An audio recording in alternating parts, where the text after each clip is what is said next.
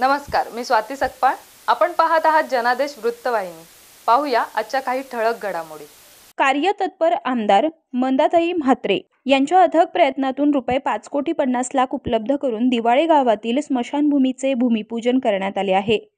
पंतप्रधान नरेंद्र मोदी यांच्या संकल्पनेतील संपूर्ण देशातील गावांचे स्मार्ट व्हिलेजचे स्वप्न तसेच मुख्यमंत्री देवेंद्र फडणवीस यांच्या गाव दत्तक योजनेच्या अंतर्गत बेलापूर विधानसभा क्षेत्राच्या कार्यसम्राट आमदार मंदाताई म्हात्रे यांनी स्मार्ट व्हिलेजकरिता नवी मुंबईतील दिवाळे गाव हे दत्तक घेतलं होतं आणि नवी मुंबईतील पहिले स्मार्ट व्हिलेज म्हणून दिवाळे गाव स्मार्ट व्हिलेजच्या अंतर्गत नवी मुंबईतील पहिले स्मार्ट व्हिलेज म्हणून बहुमान मिळालेल्या दिवाळे गाव या मच्छीमारांच्या गावांचा केवळ 3 वर्षात आमदार मंदाताई म्हात्रे यांनी कायापालट केला आहे.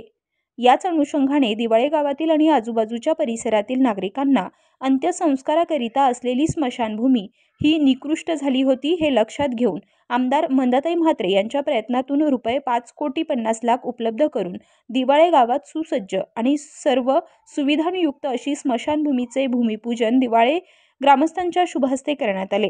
त्यामुळे सदर स्मशानभूमी परिसरात अंत्यसंस्काराकरिता उत्तम दर्जाचे दहन शेड, प्लॅटफॉर्म, पिण्याच्या पाण्याची व्यवस्था, बैठक व्यवस्था, भांडारखोली, प्रसाधनगृह, सुरक्षा रक्षक केबिन तसेच इतर सुविधा दिवाळे गावातील नागरिकांना उपलब्ध होणार आहेत.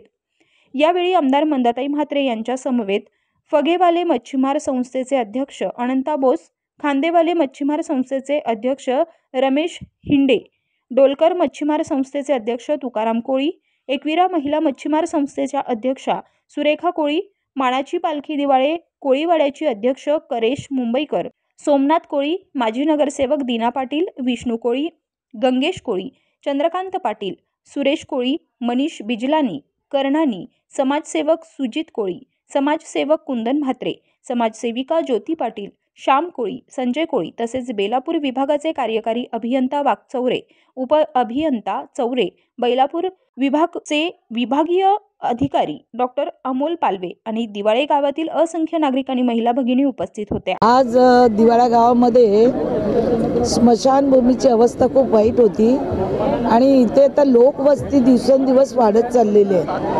शेवटी तुम्हाला कॉलनीतले लोक सुद्धा इथे येतात.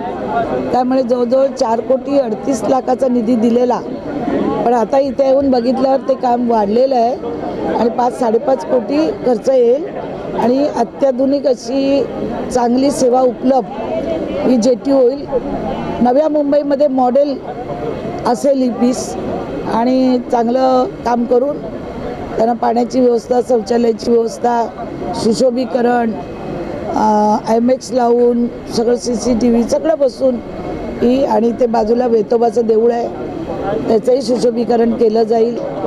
आता आम्ही चाललो आहे, शंकराचं मंदिर आहे दिवाळा गावात, त्या मंदिराच्या अवतीभोवती सुशोभीकरण, तिथं एक प्लॉट रिकामी आहे त्याचं सुशोभीकरण करून तो मंदिराला ग्रामस्थांना जेवणासाठी, भजन कीर्तनासाठी उपलब्ध करून देणार आहे. त्याचंसुद्धा काम आता मी जाऊन पाहणी करून ते काम मी इथं देणार आहे करून. कॅमेरामन इक्बाल शेखसह पल्लवी केदार, जनादेश वृत्तवाहिनीकरिता.